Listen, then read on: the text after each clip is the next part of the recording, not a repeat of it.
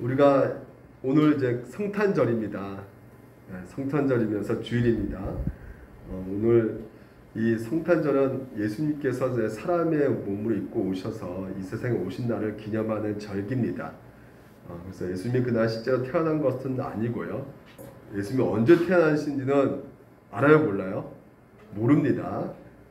교회의 역사상 이날로 정해가지고 예수님이 이 세상에 오신 날을 이제는 기념했기 때문에 우리 또한 이 성탄절을 이제 중요한 절기로 지금 현재 지키게 되는 것이죠. 그런데 매년 우리가 성탄절에 돌아오면요, 세상 사람들은 이 성탄절 주인공이 예수님인지도 모르고 이렇게 가는 것 같아요. 사실은 예수님에 대해서 별로 관심이 없죠. 그러니까 크리스마스 날 이렇게 떠오르는 이미지는 주로 뭐 캐롤 아니면 뭐 트리 아니면 뭐 카드, 이 정도 선물, 이 정도 이렇게 생각이 나지 않겠습니까? 저도 이렇게 예수 믿기 전에 크리스마스 날 이렇게 떠오르는 기억은 굉장히 즐겁고 행복했던 기억이 납니다. 성탄절 되면요, 막 시내에 나가면요, 캐롤송이 막 들려지지 않습니까? 그래서 그 캐롤송 들으면 왠지 모르게 기분이 굉장히 좋아지고요. 굉장히 긍정적인 어떤 느낌이 들 때가 많이 있습니다. 그리고 또 성탄절이 되면 이 성탄절과 이 연애는 아주 밀접한 관계가 있는 것 같아요. 아내는 잘 기억하지 모르겠지만요, 12월 24일 날 크리스마스 이브 때 제가 프로포즈 하지 않았나 하는 생각도 들기도 하는데요. 이 성탄절은 굉장히 믿는 사람이나 믿지 않는 사람이나 좋은 날이죠. 또한 이렇게 마음이 좀 이렇게 따뜻해지는 날이에요. 그래서 불쌍하고 힘든 어려운 사람들을 이렇게 보게 되죠. 시내 지나가면 구세군 이렇게 냄비 있지 않습니까? 거기다가 돈도 이렇게 집어넣고 이렇게 했던 것 같아요. 성탄절은요, 누구나 다 이게 좋은 날로 이렇게 생각을 하게 됩니다. 근데 문제는요, 당장 내 상황이 기뻐할 수 없으면, 기뻐하지 못하는 상황이라면요, 그러니까 내가 지금 어려운 상황에 처해 있으면 과연 이게 그 성탄절이 기쁜 날이 될 수 있을까? 이런 공식이 성립할 수가 있을까라는 생각이 드는 것이죠. 내가 무슨 사고를 당했습니다. 그러면 과연 이 성탄절 기쁨이 될 수 있을까요? 내가 어떤 질병을 가지게 되었어요. 그러면 이런 성탄절이 과연 즐겁고 행복한 날이 될 수가 있을까요? 내가 시험을 봤는데 시험을 망쳤어요. 그러면 이 성탄절 기쁨이 넘칠까요? 사업이 매상이 떨어졌습니다. 과연 성탄절날 행복할까요? 우리가 보통 일반적으로 이 성탄절 우리가 어려운 일을 당했을 때 과연 기쁘냐 했을 때요, 다 같이 똑같이 어려운 일을 당했으면 기쁘다고 표현을 할 수가 없는 상황 가운데 있다는 것이죠. 하지만 여러분, 성탄절날 인생에서 가장 최고의 선물을 받게 되면 얘기는 달라지는 것입니다. 그렇죠? 오늘 제목이 예상치 못한 크리스마스 선물이에요. 오늘 하나님께서 우리에게 가장 큰 선물로 주신 것이 무엇일까요? 바로 예수님 그 자체입니다. 아멘. 보통 우리가 선물이라 생각하면 이거 선물 많이 생각할 거예요. 그렇죠? 뭐 루비똥 아니면 병내똥 이런 것들이 명품이니까 이런 선물 받고 싶다 이렇게 생각하겠지만요, 이런 선물은 사실상 영원하지 않죠. 오래 쓰게 되면 낡아질 수밖에 없습니다. 베네똥, 루비똥, 똥이 되는 수밖에 없어요. 하지만 이 크리스마스 선물, 하나님이 주신 우리의 가장 큰 선물은 바로 이 예수님께서 이 세상에 오셔가지고 우리를 구원해 주셨다는 것이죠. 예수님께서 우리에게 생명을 주셨다는 것이에요. 그러니까 이것만큼 가장 큰 선물은 없다는 것입니다. 그래서 오늘 이 마태복음 1장에서요, 여러분과 같이 예수 그리스도 하나님께 주신 이 가장 큰 선물이 왜 큰 선물이 되는가, 구체적으로 좀 이렇게 세 가지로 여러분과 같이 나누고 싶어요. 첫 번째가 바로 무엇이냐면 바로 우리가 하나님의 가족이 되었다는 것입니다. 이게 가장 큰 선물이고요. 두 번째는 우리의 실패와 죄가 역전되었다는 것이에요. 크리스마스 이 성찬을 통해서 우리가 그것을 만끽하는 것이죠. 세 번째는 이것을 좀 우리가 구체적으로 우리 삶 가운데 적용해 보자는 것입니다. 그래서 먼저 우리가 볼 것은 이 1장 1절에 이렇게 말합니다. 아브람과 다윗의 자손 예수를 계보라 이렇게 되어 있어요. 그러니까 이 성탄은요, 이 계보 가족이라는 것입니다. 다시 말해서 여러분이 하나님의 가족이라고 선언하고 있는 것이에요. 그러니까 여러분 이 족보라는 것을요, 우리가 좀 이렇게 이 당시의 문화와 같이 함께 좀 생각해 볼 필요가 있어요. 우리가 오늘 같은 경우 우리 자신을 좀 드러내기 위해서, 밝히기 위해서 학교에 지원할 때 아니면 회사에 지원할 때 내가 다른 사람한테 어떤 존재인지를 이야기하기 위해서 뭘 쓰냐면 이력서를 쓰잖아요. 그렇죠? 네, 그래서 여러분 인생 가운데 이력서를 많이 써보신 분은 뭐 100장까지 쓰신 분도 계실 것 같은데 저도 꽤 대학교 졸업하고 이것저것 한 20장을 써본 것 같아요. 아르바이트도 할 때도 이력서도 쓸 때도 있었거든요. 근데 보통 이런 이력서는 굉장하죠. 리커창 국무원 총리거든요. 중국. 박사 뭐 그런 서기, 뭐 당서기 뭐 이렇게 이런 이력서는 굉장하게 느껴지죠. 충분히 자기 자신이 난 이런 사람이야, 이렇게 훌륭한 사람이라는 것을 이렇게 알려주고 있는 것 같아요. 그러니까 이 이력서는 내가 누군지 보라는 것이죠. 내가 할 일, 내가 성취한 것이 다른 사람에게 드러냄으로써 말미암아 내가 이렇게 괜찮은 사람이라는 것을 알려주고 있는 것이 바로 이력서인 것입니다. 근데 고대 사회는요 달랐어요. 고대 사회는 내가 무슨 일을 했는지, 내가 어느 학교 나왔는지, 그 어느 회사에 내가 다녔는지 이거 중요하지 않았습니다. 이것은 어떻게 보면 좀 나쁘지 않는 것이 뭐냐면 아버지가 똑똑하면 보통 이렇게 자녀들도 이렇게 똑똑하다는 것처럼 보였던 것이죠. 그게 좀 나름대로 이렇게 과학적인 방법이라고 생각을 했던 것 같아요. 그래서 아버지가 성품이 좋으면 뭐 자식들도 그 유전자를 불러받아서 좀 좋을 것 같다는 생각을 하게 되는 것이죠. 고대 사람들은요 이런 가족욕 이런 것들을 굉장히 신뢰를 많이 했어요. 그래서 너희 가족 안에 누가 있느냐, 너희 족보 안에 누가 있느냐. 그러니까 그때는 개인주의 사회가 아니기 때문에 이 공동체 생활 가운데 가장 전체에 흐르는 어떤 정서와 문화가 있었거든요. 그래서 당시에 내가 누구인지, 저 사람이 누구인지 파악하기 위해서 저 사람이 어떤 성취한 이력이나 배웠던 교육, 이것보다는 그 사람이 어떤 배경, 집안에 자라왔던 배경, 이런 가문, 이런 것들로 이렇게 보는 것이 합리적이라고 생각했던 것이죠. 그러니까 우리나라도 어르신들 이렇게 보게 되면 그 세대는 누가 이렇게 결혼할 때 뭐 신랑감이 있고 왔을 때요, 뭘 보죠? 집안이 어떤 집안이냐, 부모는 뭐 하시냐, 이런 것들 물어보잖아요. 아직까지 그런 것들이 좀 남아 있는데 이때 당시에 이렇게 보게 되면요, 굉장히 이 족보, 이거 굉장히 이것이 이력서였던 것이죠. 그래서 헤르데 왕 같은 경우는요, 자기 족보에 있어서 이 헤르데 왕은 유대인 출신이지만 또한 에돔 족속이었거든요. 유대인들을 다스리기 위해서는 굉장히 유대인들이 싫어하는 사람들이 바로 이 에돔 족속이었기 때문에 자기 가문에 이런 에돔 족속의 그 선조들이 있는 것을 이 족보에 다 삭제시켜 버렸어요. 그러니까 쉽게 말해서 이력서에다가 토익 보지도 않았는데 토익 점수 990점 쓴 거죠.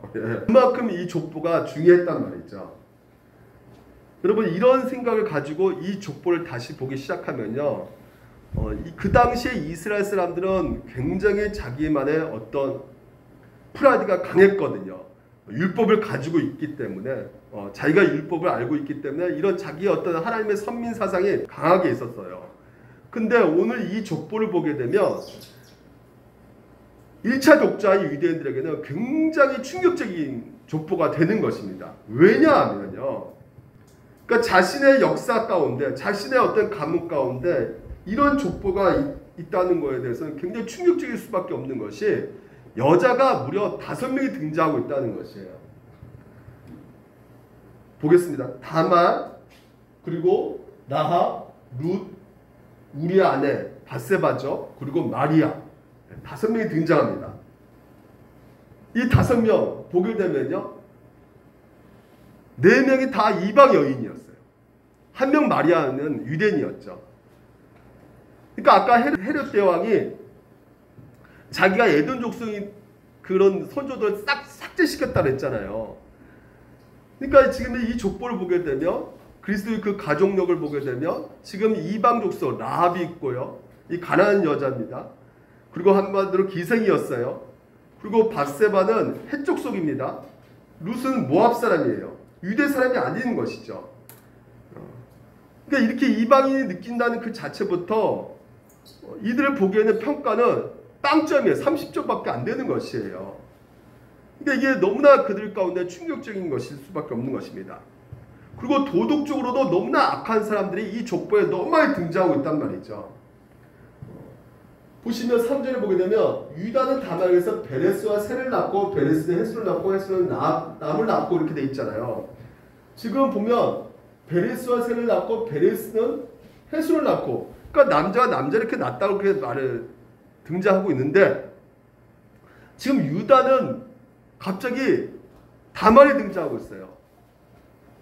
그러니까 다말은 아시죠? 며느리입니다. 그러니까 다말 굳이 넣을 필요가 없어요.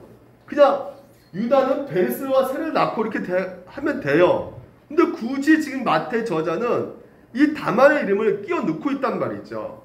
다시 말해서 똑똑히 보라는 것이에요. 기억하라는 것이죠.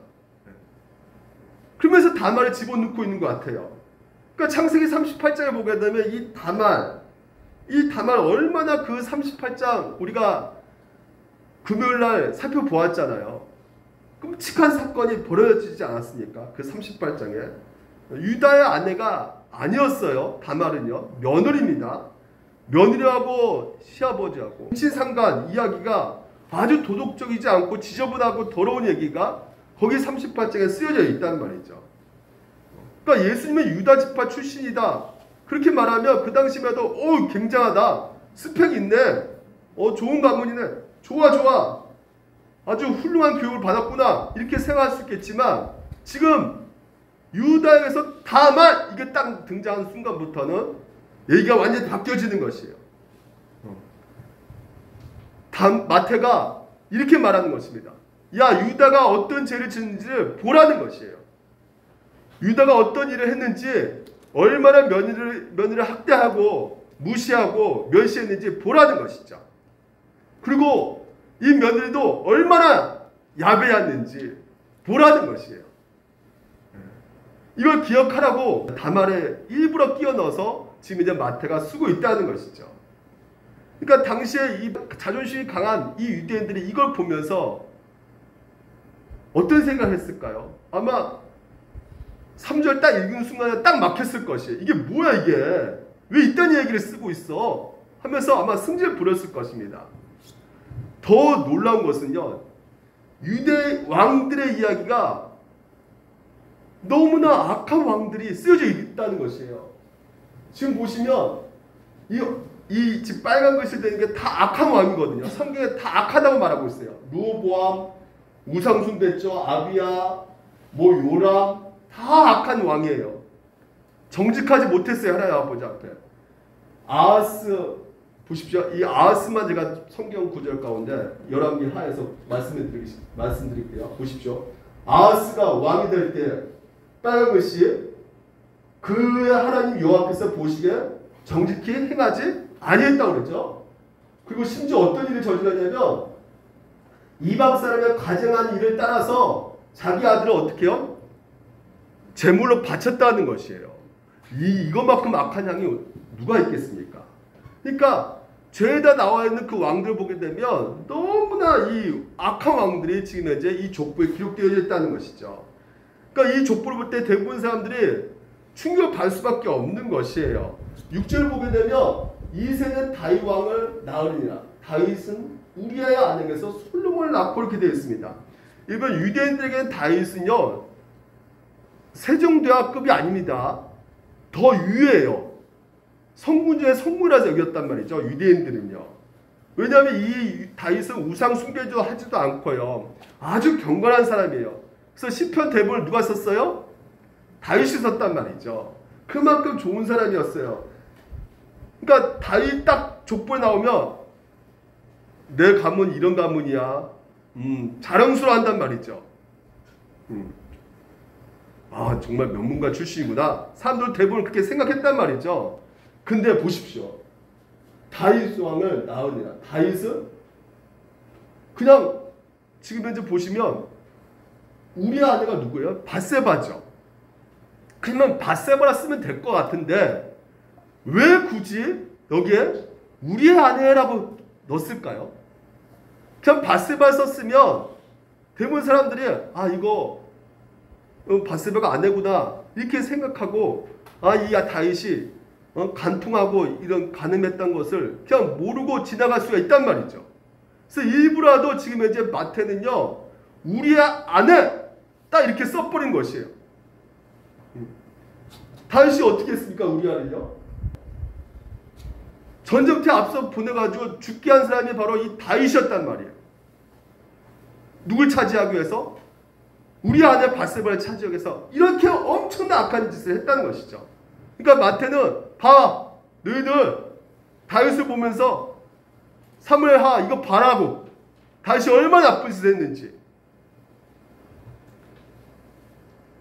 계속해서 도덕적으로 윤리적으로 아웃사이더 악한 짓을 했던 사람들이 등장시키면서 또한 보게 되면 히스기야 괜찮은 사람이죠. 솔로몬도 괜찮은 사람 같죠. 근데 이런 사람들 같은 줄로 이렇게 세워놨단 말이죠. 이 악한 사람하고 좋은 사람 같이 보이는 사람들하고 도덕적으로 종교적으로 율법을 잘했고 평가도 괜찮게 받는 사람이라고 생각되는 사람하고 같은 줄로 세웠지만 오늘 이 마태는 뭐라고 말하고 싶으냐면 그 사람만큼이나 이 사람 똑같이 다 죄인이라는 것이에요. 모두 다 죄인이라는 것입니다. 우리가 보통 이런 식으로 생각을 많이 하잖아요. 내가 도덕적으로 굉장히 깨끗하게 살고 내가 주일도 잘 지키고 술도 안 마시고 뭐 여러 가지 내가 악한 짓도 안 하고 뭐 술 마시는 게 약한 짓이 아닙니다. 예. 그러니까 나는 그래도 좀 경건하게 살았다고 이렇게 말을 하는 것이죠.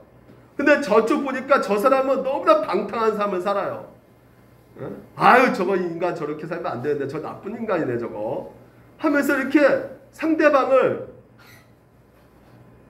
비방하면서 정죄하는 그런 우를 범하게 되죠.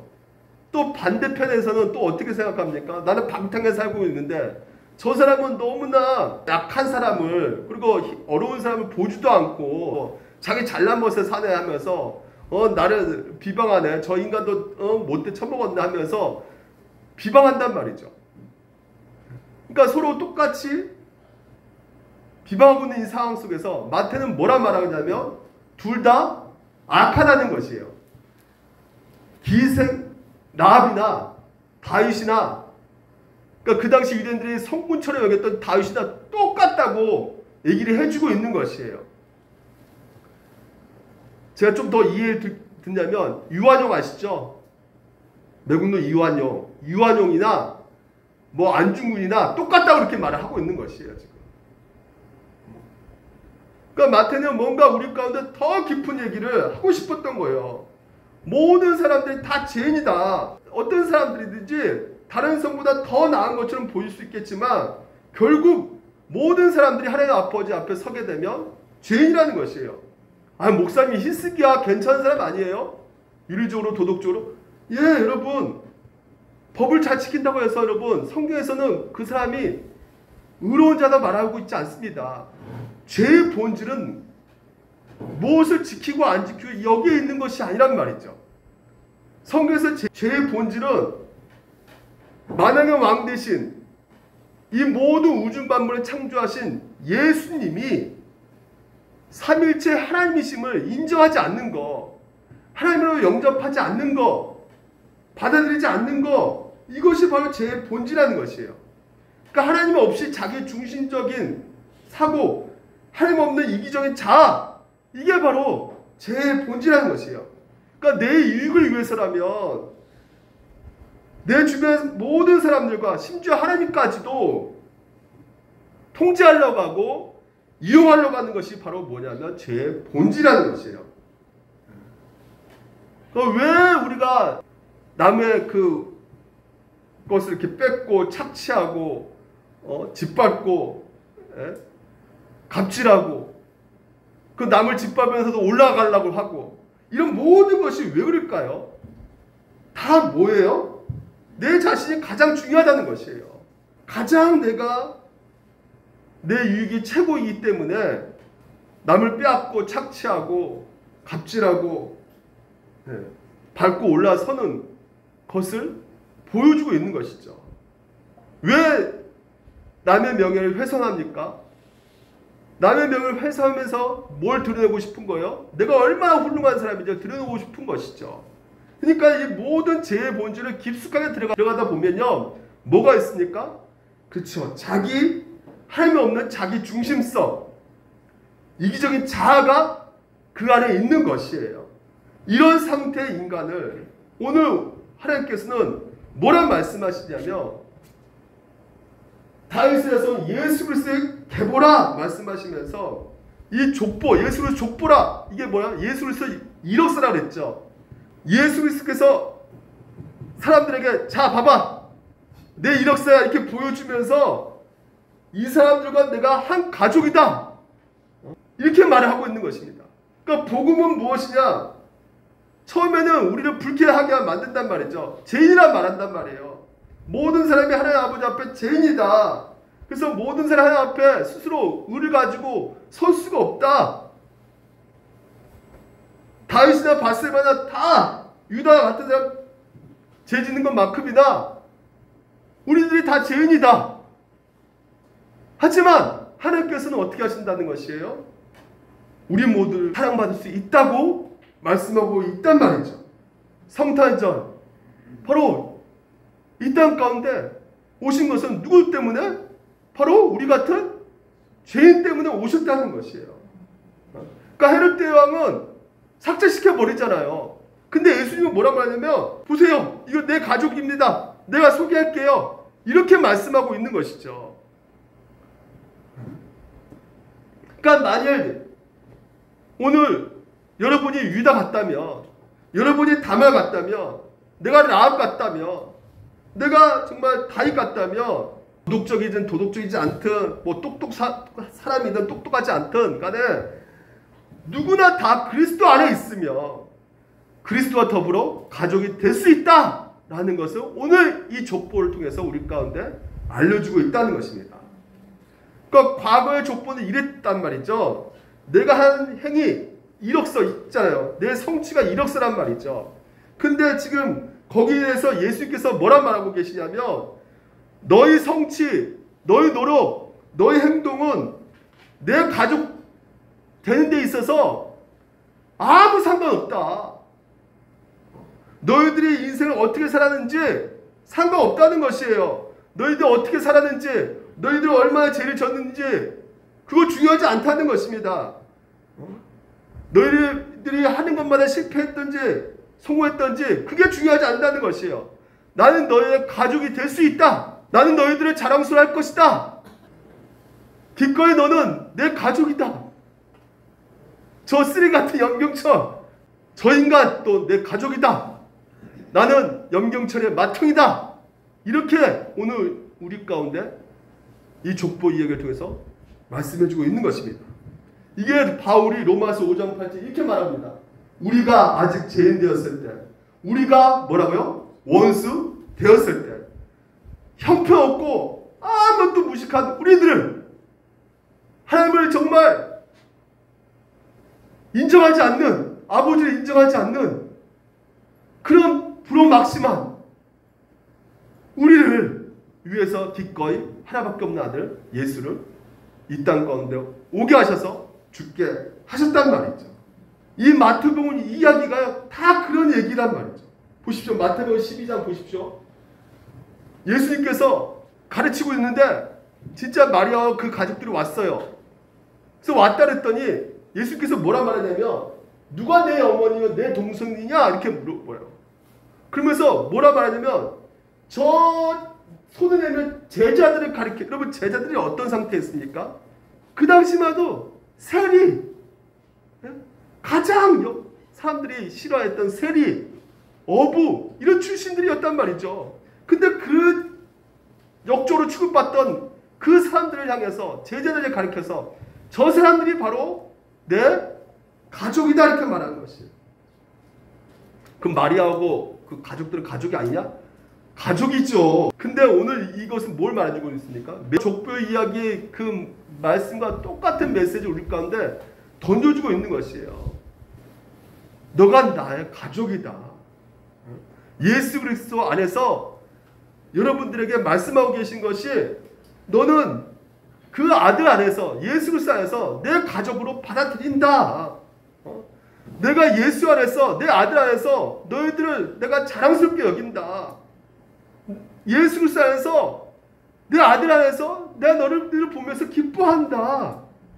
오늘 이렇게 말씀하고 있는 것입니다. 우리가 예수 믿는 것이 단순하게 내가 죽어서 천국 가는 곳이다 이 정도만 생각하는데 그 이상인 것이에요. 가족이 없는 분들 계시잖아요. 그렇죠? 부모 일찍 여의신 분들 계실 거예요. 혼자 계신 분이 있어요. 결혼도 하지 못하고 여러 가지로 여러분 외롭게 보내신 분들 있을 것입니다. 그때 예수님께서 뭐라 말씀하시냐면 너가 내 가족이다. 내가 네 남편이다. 내가 너의 맏형이다. 내가 너의 전부다. 너는 가족이 없는 것이 아니다. 성부, 성자, 성령 하나님이 바로 너의 가족이다. 라고 오늘 말씀하고 계시는 것입니다. 이 놀라운 이 가족이라는 선물을 하나님이 주신 것이기 때문에 이 성탄절이요 단순히 선물 이걸로 여러분 기쁨이 넘치겠습니까? 비교가 할 수 없는 것이란 말이죠. 예수님이 우리 가운데 행하신 것을 우리가 이 성탄절을 통해서 알아갈 때 뜻밖의 크리스마스 선물이 될 수밖에 없는 것입니다. 이것만큼 좋은 것은 없는 것이에요. 두 번째는 실패와 죄가 역전되는 것이란 말이죠.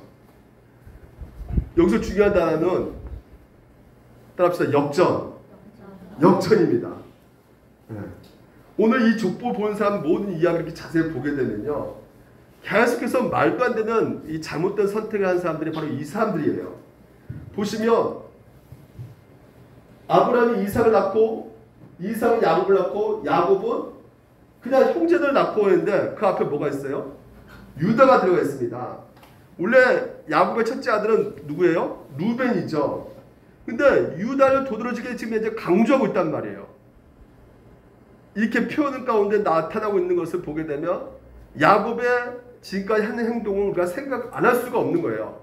그러니까 야곱의 인생 가운데 부인 레아하고 라헬이 있었죠. 원래 사랑했던 아내는 누구였습니까? 라헬이었죠. 라반에게 속임을 당해가지고 잘못 선택하게 되죠. 레아를 선택한단 말이에요. 그러니까 처음에 레아를 좋아하지 않았단 말이에요. 그러니까 여러분 야곱의 인생 전체를 통해서 우리가 볼 수 있는 것은 이 야곱이 그 인생 가운데 늘 이렇게 하는 행동을 보게 되면 잘못 선택한단 말이죠. 이 장자권 이거 잘못 선택해가지고 도망가지 않습니까? 끊임없이 잘못된 선택을 한단 말이죠. 그래서 라반에게서도 속이면서 도망치게 되고요. 여러 가지로 그 인생 가운데 잘못된 선택을 결정하는 야곱의 모습 가운데 보여줬단 말이에요. 근데 유다가 누구에게 낳냐? 바로 자기가 잘못된 선택 가운데 결혼한 이 레아에서 낳았단 말이죠. 레아. 자기가 잘못 만났다고 생각하는 아내 레아. 자신이 별로 좋아하지 않는 레아. 그러니까 야곱은 이렇게 생각했을 것입니다. 야, 내 인생 실패했어. 내 인생 꼬였어. 내가 이 사기당해가지고 이 여자를 내가 만났어. 근데 유다는요 어떻습니까? 유다는요 잘못된 선택하지 않습니까? 여러 가지 실패와 실수를 통해서 며느리한테도 속아가지고요 동침하게 되고 아들을 이렇게 낳지 않습니까? 그리고 다윗도 마찬가지고요. 실패하잖아요. 실수하잖아요. 결국 실패하고 실수해서 솔로몬 낳게 되지 않습니까? 그러니까 이런 이야기를 들으며 이 유대인들은요 충격이에요. 왜냐하면 전혀 신앙적인 선택을 하지 않고 있기 때문에. 한마디로 바보 같은 선택들이었고 한편으로는 제약된 선택들을 하고 있었기 때문에.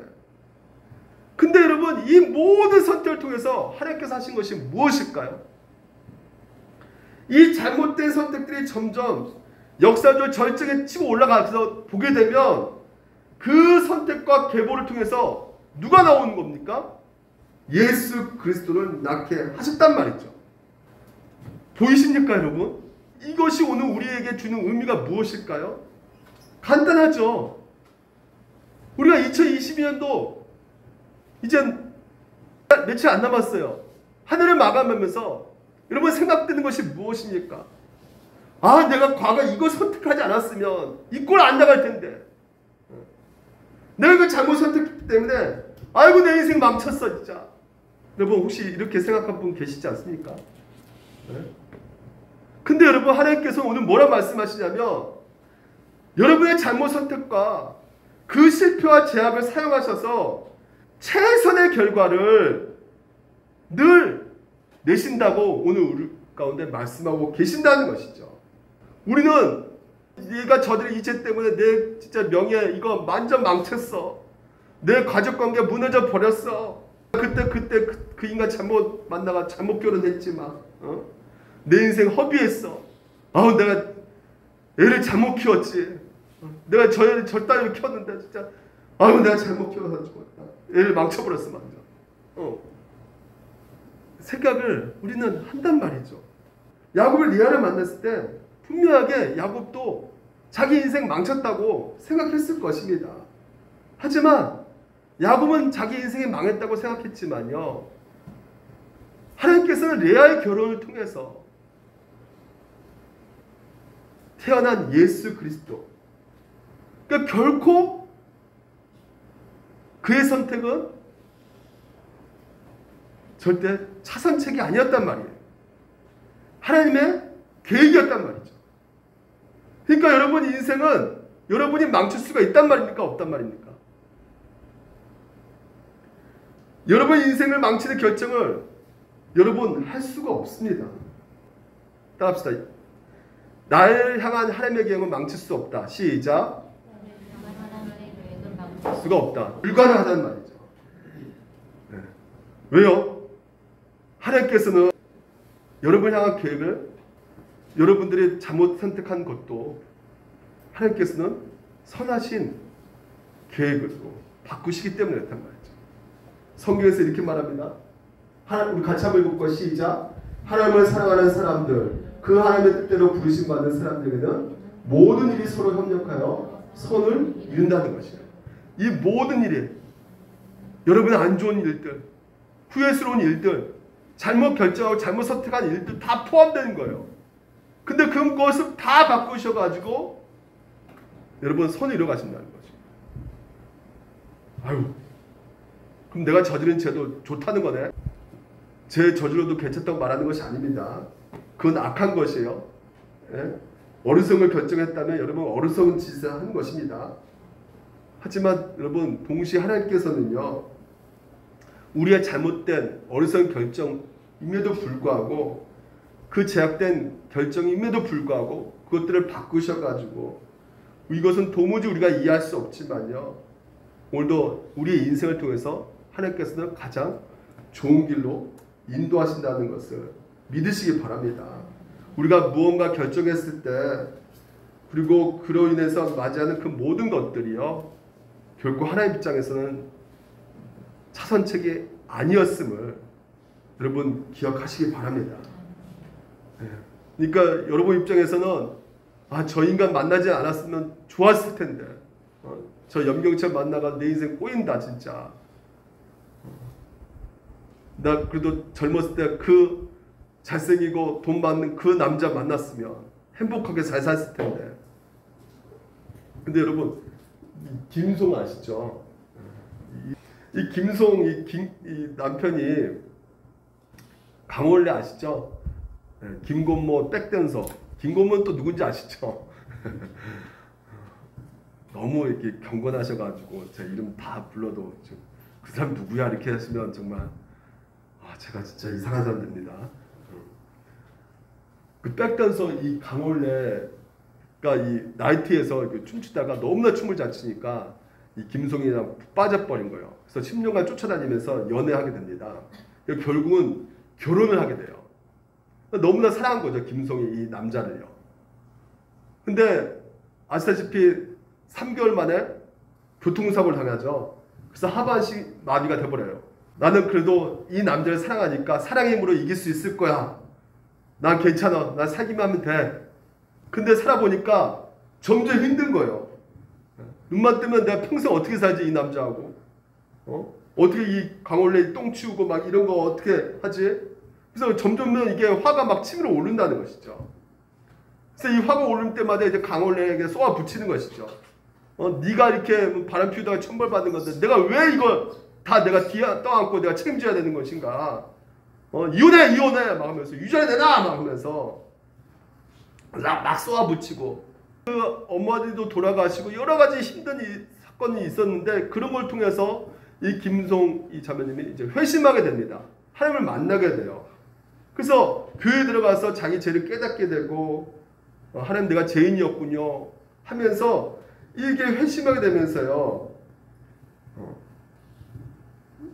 좀 일이 점점 잘 풀려질 거라 생각했었는데 이게 안고 있는 일이 뭐냐면 임신을 못하게 되는 거죠.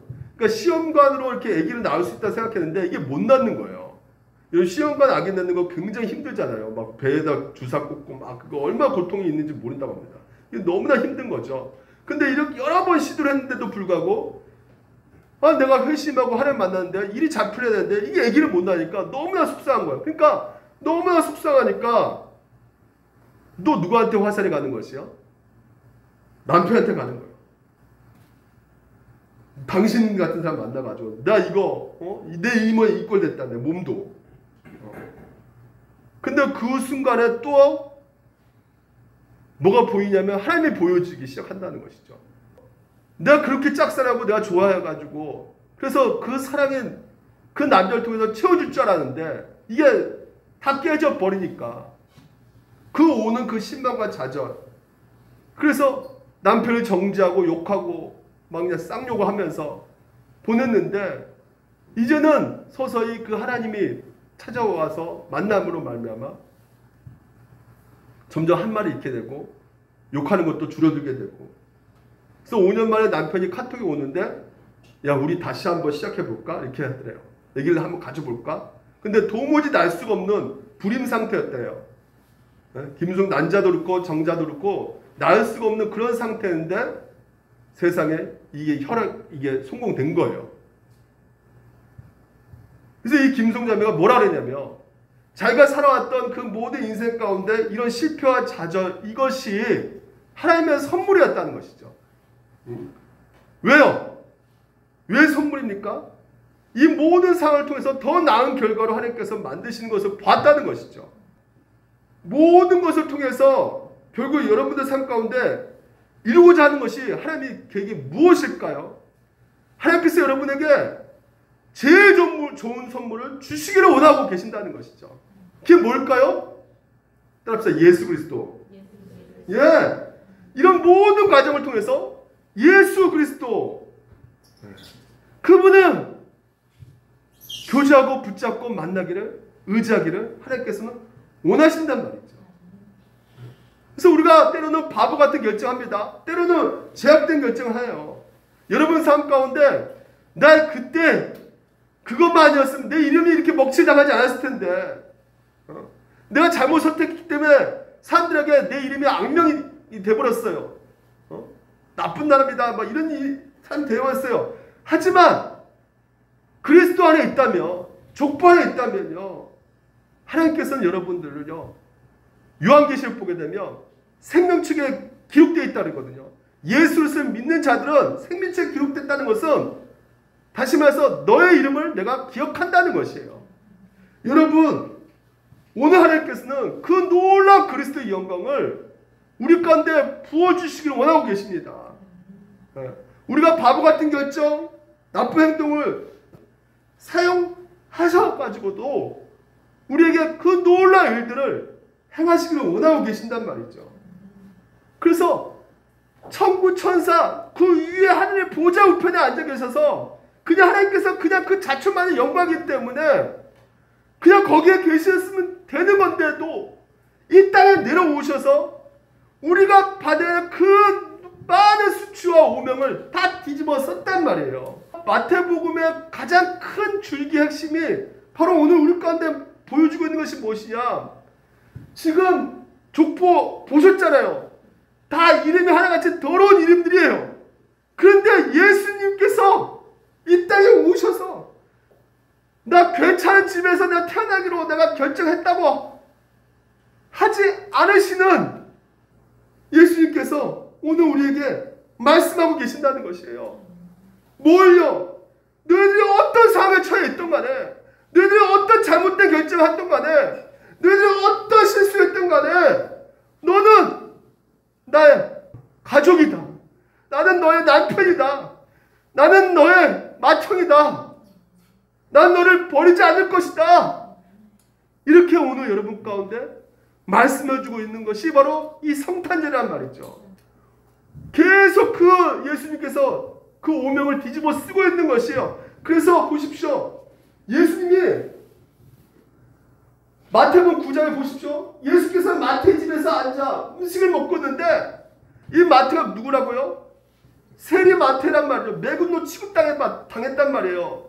근데 마태 집에서 식사를 하고 있으니까 이 바리새인과 서기관들이 이 예수를 보고 뭐라 말하냐면 어떻게 너희 선생은 세리와 죄인들과 함께 잡수시느냐? 이 말이 뭐냐면 야, 너 왜 저 예수가 더러운 애들과 같이 있니? 이런 말을 하는 것이 아니라 저런 애들과 같이 노는 거 보니까 저 인간 분명히 더러운 인간이야. 저 분명히 죄를 저지르는 나쁜 놈이야. 이렇게 오명을 쓰고 있단 말이야. 이게 실제로 보게 되면 이렇게 말하죠. 인자는 와서 먹고 마시는 말하면 보라. 세리와 죄인의 친구로다. 예수님께서 아셨단 말이에요. 자신의 삶 전체를 통해서 보여주고 있는 것이 자기가 죄인 취급받고 있다는 것을 알고 있었단 말이죠. 심지어 그분은 유대인 법정과 로마 법정에서 죄인 취급받아가지고 유죄 판결 받아가지고 십자가에 죽으셨잖아요. 그리고 십자가에 죽으시면서 예수 그리스도께서는 누구한테 또한 죄인 취급받았습니까? 성부 하나님께 또 죄인 취급받을 것이에요. 그래서 마태복음 27장 뭐랍니까? 어찌어찌하여 나를 버리셨나니까. 그리스도께서 여러분을 그 명예로운 영광스러운 이름을 주기 위해서 그분의 이름이 더럽힘을 받으셨단 말이에요. 여러분의 가족이 되기 위해서 성부 하나님으로부터 버림을 받으셨단 말이에요. 그래서 여러분들에게 말씀하고 있는 것입니다. 너희들은 내 자랑이다. 너희들은 내 기쁨이다. 너희들은 내 자랑스러운 아들이다, 딸이다. 라고 오늘도 여러분에게 말씀하고 계신다는 것입니다. 기억하시기 바랍니다. 같이 한번 읽어볼까? 시작. 내가 너희를 그와 같이 버려두지 아니하고 너희에게 오리라. 오늘 여러분 이 성경을 통해서 말씀을 통해 약속해주고 계시고 궁극적으로 예수님은 반드시 오셔서 여러분이 이 땅에서 당하는 수치, 모욕, 어려운 선택해서 잘못 결정해가지고 당하는 그 모든 고난까지도 직접 오셔서 이제는 여러분 눈물을 닦아주신다는 것이에요. 안아주신다는 것이에요. 그래서 고생했다, 사랑한다, 잘 참았다, 위로해 주신다는 것입니다. 그래서 마지막 적용을 해보면요, 여러분 그리스도 안에 있다면 어떻게 되는 것입니까? 그리고 그리스도 밖에 있다면 어떻게 되는 것일까요? 오늘 그리스도 밖에 있다는 것은 예수를 안 믿는 사람들일 거예요. 그리고 그분이 하신 일이 의심스럽게 생각하신 분들도 계실 거예요. 예수를 영접하지 않으면요, 여러분. 지금도 늦지 않았습니다. 예수께 오시길 바랍니다. 예수께 오면 여러분이 지금까지 받지 못하는 그 어떤 종류의 그 어떤 사랑을요, 영원토록 받게 될 것입니다. 세상은 이런 종류의 사랑을 주지 못해요. 이 세상은 여러분 자격과 이력서가 똑같습니다. 자격과 여러분의 결정과 여러분의 어떤 삶의 근거에서 여러분에게 이력서를 통해서 여러분을 평가한단 말이죠. 하지만 오늘 하나님께서는요, 예수께서 하신 일로 여러분을 평가하신단 말이에요. 그래서 여러분들은요, 그리스도 밖에 있으면요, 들어오시기 바랍니다. 어떤 종교에도, 어떤 찬양에도, 어떤 집단에서도 여러분 이런 종류 사랑 받을 수가 없어요. 월급 제일 많이 주는 기업 있지 않습니까? 이 기업 과거 내놓은 것이 뭐예요? 또 하나의 가족입니다, 이거예요. 근데 놀랍게도 이 가족은요, 성과나 실적이 없으면요, 바로 내쳐버립니다. 잘라버려요. 하지만 그리스도 안에 있는 가족은 여러분을 조건 없이 사랑하신단 말이죠. 절대 버리지 않는단 말이죠. 그리스도 밖에서 절대 여러분 이런 사랑 받을 수가 없습니다. 여러분의 정체성, 가치, 내가 받아들이는 이 느낌, 계속해서 여러분 그리스도 밖에서 추구한다면요, 업다운, 결국은 여러분 무너지게 돼 있어요. 예수 그리스도 안에서 무조건 하나님께서는 여러분을 자녀로서, 백성으로서 인정하고 계신단 말입니다. 그래서 이 성탄 전날 예상치 못한 놀라운 선물을, 내가 얼마나 하나님의 놀라운 사랑을 이 시간 내가 받고 있는지 지속적으로 여러분 생각하시기 바랍니다. 그래야지만이 2020년도가 여러분이 살아왔던 그 모든 숱한 시간들이 선물이 될 수가 있는 것이에요. 잘못된 선택, 실수, 죄, 이런 모든 것까지도 선물로 바뀌어진단 말이죠. 그래서 2020년도 우리가 지금 느껴지는 환경 가운데 기쁘지 않잖아요. 크리스마스가 크리스마스 같습니까? 안 그렇잖아요. 근데 여러분, 성경에서는 이미 너에게 다 주었다는 거예요. 내가 가장 사랑하고 아끼는 내 아들 전부를 여러분에게 주었다는 것입니다. 그러니까 이거 이상 너에게 더 줄 수 있는 것이 무엇이냐, 이렇게 말하는 것이에요. 내 아들까지, 나의 전부를 너한테 주었는데, 생명까지 주었는데 도대체 안 준 것이 무엇이 있겠느냐. 그래서 오늘 이 크리스마스 선물, 오늘 우리 가운데 가르쳐주고 있는 것은, 내가 아무리 실패한 인생일지라도, 내가 아무리 불안정하고 죄인일지라도, 여러분들은 그 무한하신 하나님의 사랑을 받고 살아가는 라는 것을 오늘 이 크리스마스가 알려주는 메시지란 말이에요. 하나님께서는 우리가 고난과 슬픔과 그 긴 터널을 지나갈지라도 우리가 이 사랑을 알게 되면 결코 낙심하지 않고 또다시 일어설 수가 있게 되는 것이고요. 감사할 수 없는 상황 속에서도 감사할 수 있게 되고요. 이 하나님이 우리를 영원히 사랑하신 그 사랑을 우리가 더욱더 생각하게 된다면, 영원한 나라의 그 모든 것이 우리 것이 되었다는 것을 우리가 알게 된다면, 여러분 가운데 소망이 보이지 않는다 할지라도 소망을 품을 수가 있게 되는 것입니다. 이 하나님의 가족이 되었다는 것, 실패와 죄가 역전당했다는 것, 오늘 이 놀라운 선물을 가져가셔서 크리스마스 행복하게 보내시기를 주님 이름으로 축원드립니다. 이 시간